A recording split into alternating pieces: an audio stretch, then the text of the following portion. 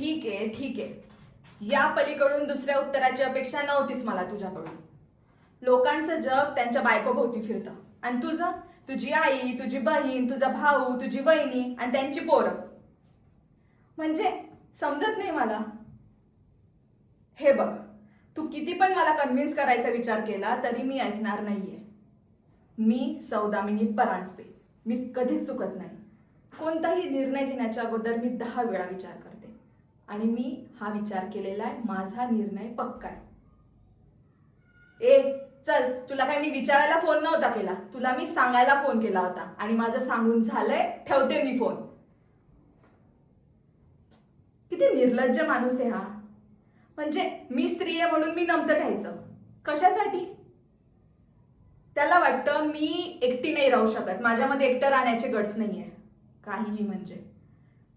आणि हा काय प्रेम करणार आहे माझ्यावर? हा काय लग्न निभवणार आहे माझ्यासोबत? साधी साडी घ्यायची असली ना तरी या पूर्ण गावभर विचारत फिरायचा, कशी घेऊ, कोणता रंग घेऊ, किती बजेटची घेऊ. एवढी पण अक्कल नव्हती ना, मला नव्हतं करायला पाहिजे लग्न. तरी नशीब, मुलं न होऊ देण्याचा निर्णय मी माझा घेतला आणि यांच्यावर लादला. तरी ती म्हातारी म्हणते 1 वर्षात मुलं झाली पाहिजे यांच्या मांड्यांवर खेळायला.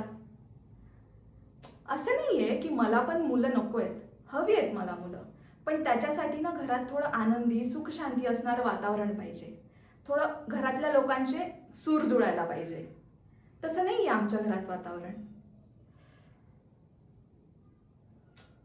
10 वेळा फोन कट केला याचा, तरी पण फोन करतोय हा. स्विच ऑफच करते आता.